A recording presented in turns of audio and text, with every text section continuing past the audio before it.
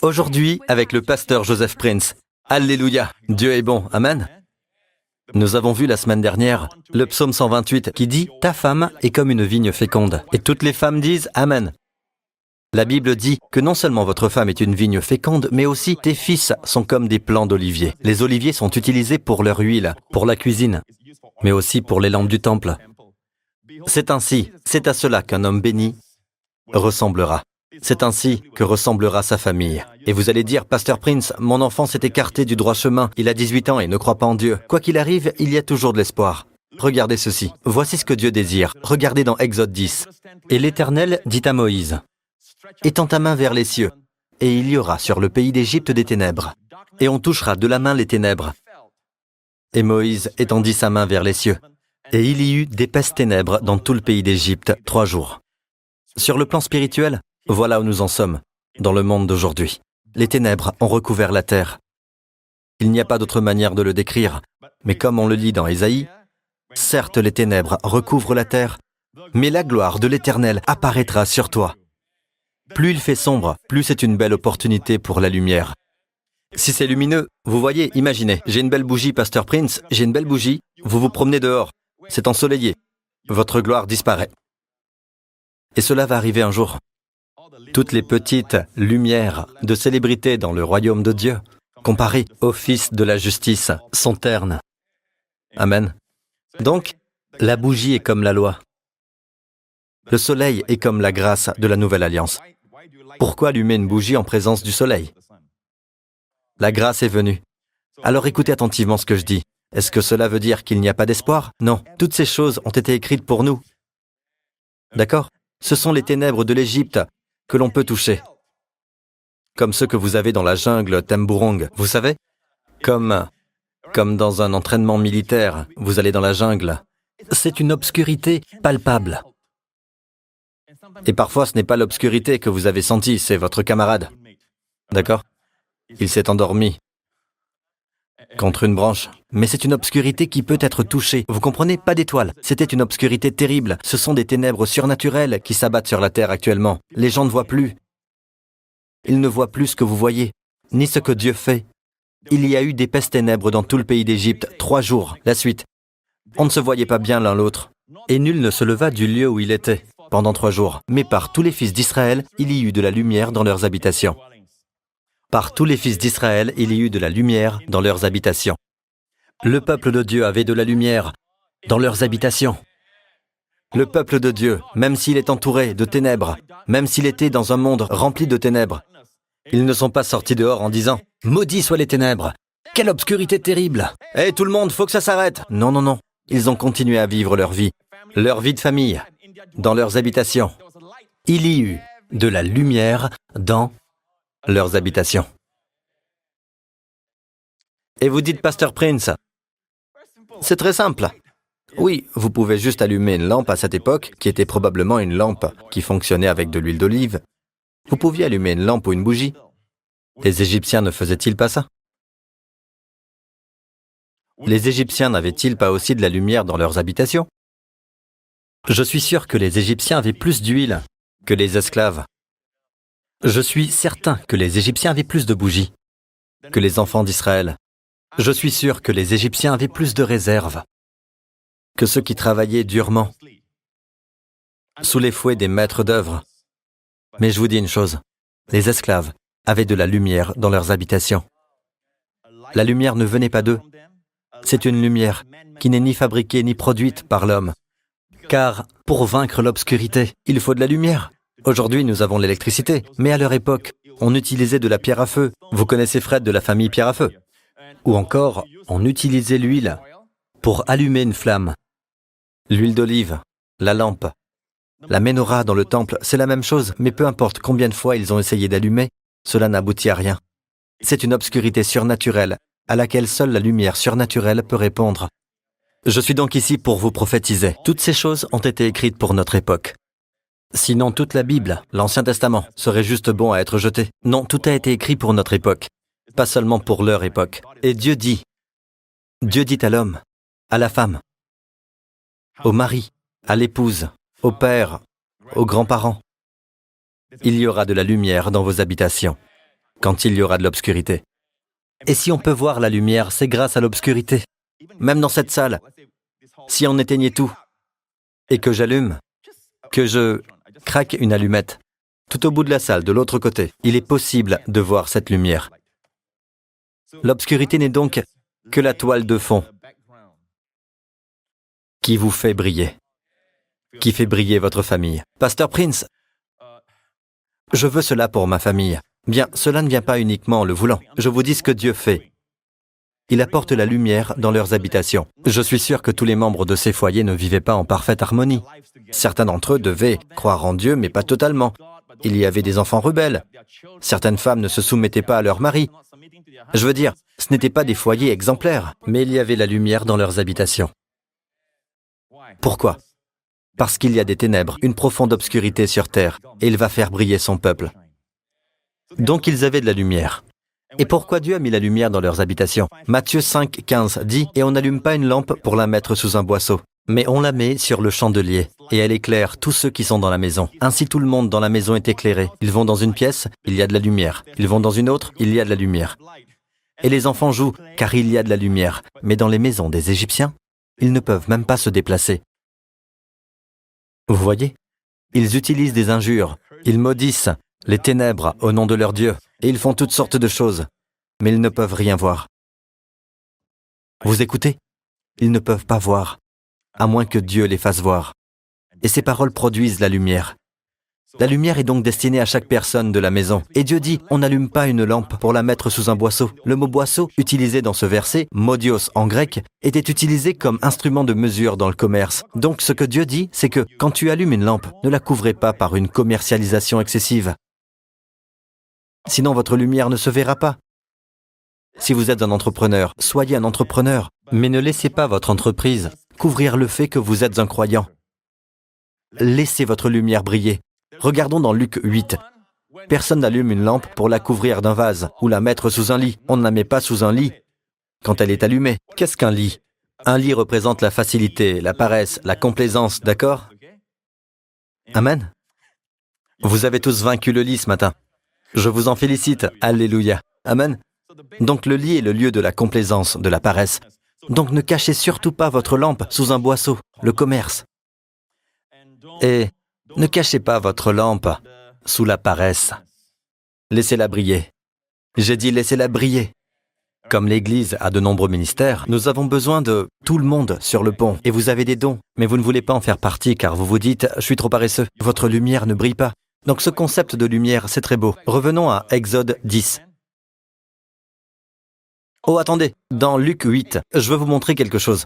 Notez le « ce » dans la dernière partie, afin que ceux qui entrent voient la lumière. Chaque personne dans la maison pourra voir la lumière. Votre famille verra la lumière. Vos enfants verront la lumière, mais l'objectif est surtout que ceux qui entrent voient la lumière. Que quand ils viennent, ils sentent une présence. Ça ne veut pas dire... vous savez, désormais chérie, c'est très simple. Nous allons acheter l'ampoule la plus puissante sur le marché. Et on va la mettre à fond. Comme ça, quand le pasteur Prince viendra, même de la rue, nous brillerons. Personne ne pourra dire qu'il n'y a pas de lumière dans notre habitation. Je parle de quand des personnes entrent dans votre maison et qu'elles peuvent ressentir une paix, une atmosphère. Quand les enfants, les amis de vos enfants aiment être chez vous. Il n'y a rien qui puisse vous faire dire « Oh, pasteur Prince arrive, cache ça vite !» Alors que Jésus était là, tout le temps, bien avant que j'arrive. Vous écoutez toujours ? Maintenant, regardons au compromis. Revenons à Exode 10, avant que l'Exode ne commence. Voilà ce qui s'est passé. Je vais vous montrer quelque chose. Le Pharaon est l'image du diable, de Satan. Et le Pharaon, après que la grêle soit tombée et qu'elle ait démoli pratiquement tout, il a convoqué Moïse. Il lui dit « D'accord, qu'est-ce que tu veux ?» Et Moïse lui répond, « Nous partirons avec nos enfants et nos vieillards, avec nos fils et nos filles, avec notre petit et notre gros bétail, car c'est pour nous une fête en l'honneur de l'Éternel. » En d'autres termes, il est temps de faire sortir le peuple de Dieu d'ici, hors de l'Égypte. Vous ne pouvez pas être en Égypte et faire une fête. Vous avez vu ? Beaucoup de personnes veulent garder les principes du monde dans leur culte. Non, non, non. Il faut arrêter avec les choses du monde. Et s'il vous plaît, les choses du monde, il ne s'agit pas là de la couleur de vos cheveux, leur longueur, vos vêtements et tout ça. Les choses du monde sont la convoitise de la chair, la convoitise des yeux, l'orgueil surtout. D'accord? Donc il dit, c'est pour nous une fête en l'honneur de l'Éternel. Alors le Pharaon, qui est l'image de Satan, leur dit, que l'Éternel soit avec vous, aussi sûrement que je vais vous laisser partir, vous et vos enfants. Que l'Éternel soit avec vous, aussi sûrement que je vais vous laisser partir, vous et vos enfants. Il dit, attention, car le malheur est devant vous. Rien de plus vrai, c'est bien le diable devant moi. Pharaon, tu es le mal. Tu as raison. Verset suivant. Il change d'avis. Non, non. Il a immédiatement changé d'avis. Allez servir l'Éternel, mais seulement vous les hommes, puisque c'est ce que vous demandez. Et on les chassa de chez le Pharaon. En d'autres termes, vous les hommes partez et célébrez, mais laissez vos femmes et vos enfants en Égypte. Voilà ce que le diable veut. Et certains d'entre vous, les hommes, laissez-moi juste vous dire ceci. Dieu veut de la lumière dans votre habitation. Beaucoup d'entre vous aimez les révélations, vous aimez venir à l'église, mais votre famille n'est pas là. Vous avez laissé votre famille en Égypte, peu importe la raison. Ou alors, le diable a mis cette pensée dans votre esprit. Mon garçon de 15 ans, je n'arrête pas de lui dire d'aller à l'église, mais il ne veut pas. Il a commencé par quitter le service et tout ça. Je ne veux pas le forcer, Pasteur Prince. Si je le force, il va être dégoûté et il va dévier. En quoi la situation est-elle différente en ce moment? En s'éloignant de la présence de Dieu. Vous savez que dans la lumière, dans sa lumière, nous voyons la lumière. Je le répète, dans sa lumière, nous voyons la lumière. En quoi est-ce différent? Reçoit-il encore de l'argent de votre part? Oh oui. Est-ce qu'il vit sous le même toit que vous? Oui. Soyez un père. Soyez un père. Mais cela va créer une crise dans notre relation. Créer la crise. Montrez-leur qui est le patron. Je suis sérieux. Si vous aimez votre enfant, ne le laissez pas ainsi. N'adoptez pas un sentimentalisme malsain en lui donnant tout ce qu'il veut. Vous êtes en train de détruire votre enfant. Vous le détruisez. Est-ce que vous l'aimez? Nous allons à l'église. Et après, tu pourras faire ce que tu veux. Wow, Pasteur Prince, c'est possible. Je veux être dans la grâce. C'est la grâce de Dieu qui vous parle. Et pour certains d'entre vous, Pasteur Prince, j'ai totalement perdu mon enfant. Il est parti. J'aurais voulu lui dire, faire ce que vous avez dit. Viens à l'église avec nous. Mais il est parti. Maintenant, écoutez, j'ai une promesse de Dieu pour vous. Mettez cette promesse quelque part. Gravez-la. Cela va vous arriver. Savez-vous qu'il y a des personnes qui enseignent qu'une fois que vous avez échoué dans votre rôle en tant que parent, c'est fini? Vous savez que c'est votre faute, ce genre de choses. Dieu n'est pas comme ça. Dieu est un Dieu miséricordieux. Laissez-moi vous donner cette promesse et nous conclurons. Vous dites, pasteur, j'ai perdu mon enfant. Il s'est rebellé, il vit maintenant une vie de pécheur. Ma fille vit une mauvaise vie. Elle disparaît parfois pendant des jours, ce genre de choses. Dans le cas où c'est un enfant adulte qui vit toujours sous votre toit, vous avez toujours autorité. D'accord? Mais il existe une promesse, même si votre enfant est dans le monde ou dans le mal. Écoutez. Regardez dans Ésaïe 49. Arrachera-t-on à un homme fort sa capture? Les prisonniers justes s'échapperont-ils? Alors, c'est une bonne question à poser aux leaders et aux pasteurs. Parfois, ils enseignent une certaine vision. Ils véhiculent cette idée que parce que vous avez échoué en tant que père, en tant que mère, dommage, votre fils est maintenant en captivité. Votre fille est maintenant esclave de la drogue, de toutes sortes de modes de vie destructeurs, des habitudes destructrices. Dommage. Ils ne le disent pas, mais ils donnent cette impression que c'est à cause de vous, c'est votre faute. Maintenant, en tant que père, nous devons prendre notre responsabilité. D'ailleurs, Moïse dit, hors de question, nous partons. Vous savez ce qui se passe? Dieu dit Moïse, tends ta main sur l'Égypte, et les sauterelles envahissent le pays. Après les sauterelles, les ténèbres sont venues. Et finalement, quand le Pharaon les laisse tous partir, les jeunes, les vieillards, tout le monde, les petits-enfants sur les chariots, les mamans qui les portent sur le dos, tout le monde quitte l'Égypte. J'ai cette promesse de Dieu pour vous. Dieu dit, les prisonniers justes s'échapperont-ils? Vous savez ce que cela veut dire ou non? Vous êtes le juste, n'est-ce pas? Cela fait référence à vos enfants. Je vais vous montrer le contexte. En d'autres mots, est-ce que les prisonniers du juste peuvent être libérés? Certains pasteurs et prédicateurs diraient non. Si le juste est un chrétien, mais que c'est sa faute, alors dommage, sa fille est en captivité. Mais Dieu dit non. Voici ce que dit l'Éternel. Les prisonniers de l'homme fort lui seront. Le mot ici devrait être relâché, arraché ou relâché. Et la capture de l'homme violent s'échappera. J'accuserai moi-même tes accusateurs et je sauverai moi-même tes fils. Alors ils disent qu'à cause de votre chute, le juste, en tant que parent, vous êtes le juste, n'est-ce pas? Et le prisonnier, votre fils, votre fille, est prisonnier légalement, à cause de leurs péchés, leurs erreurs. Ils posent la question, est-ce que les prisonniers des justes peuvent être libérés légalement? Bien, certains prédicateurs vous diront non, mais Dieu dit non. Je serai impliqué, je combattrai l'ennemi qui vous combat, et je sauverai vos enfants. Même les prisonniers de l'homme fort lui seront arrachés. Montrez-leur le verset 25, dans la version Louis II. Oui, dit l'Éternel, la capture du puissant lui sera enlevée, et le butin du tyran lui échappera. Si votre fille est devenue un butin pour le diable vous a volé votre fille. Votre fils qui disait « Je t'aime, maman, et je t'aimerai toujours ». Maintenant, son cœur est ailleurs. Je ne parle pas de sa potentielle future femme. D'accord, les mamans? Je parle d'un cœur qui est dans le péché. D'accord? Dieu dit, le butin du tyran lui sera enlevé, même si le diable est un tyran, même si ce qui les tient en esclavage est féroce, peu importe ce que c'est, quelque chose qui vous embarrasse, une chose dans laquelle votre fils ou votre fille est impliqué, peut-être qu'ils ont un style de vie que vous désapprouvez. Et peu importe à quel point cela est tenace, Dieu dit, je les ramènerai. Dieu dit, je les ramènerai, je lutterai contre eux qui vous combattent, et vos enfants seront sauvés. Je veux prier pour vous maintenant, vous êtes prêts? La lumière dans votre habitation, combien veulent cela? C'est une lumière surnaturelle. Et combien d'entre vous veulent la vivre? Pasteur, priez pour que j'ai une révélation. Je ne suis pas le fournisseur. Je ne suis pas la vigne. Jésus est la vraie vigne. Je suis le sarment. Préparez-vous quand vous devenez un sarment et que vous vivez sereinement. Car vos yeux sont sur la vigne, vos yeux sont sur Jésus. Préparez-vous pour les fruits. Plus de fruits. Et encore plus de fruits. Partout dans ce lieu, là où vous êtes, vous qui regardez ce programme, je veux prier pour vous, je veux prier pour vos familles. Amen. Et que personne ne regarde autour, que personne ne regarde autour. Je sens que Dieu veut un geste d'humilité et de reconnaissance.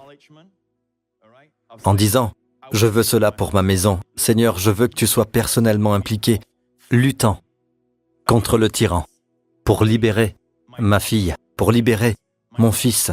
Si c'est vous, personne ne regarde. Je vous dis ceci. Les têtes sont courbées, les yeux sont fermés, personne ne prend des photos.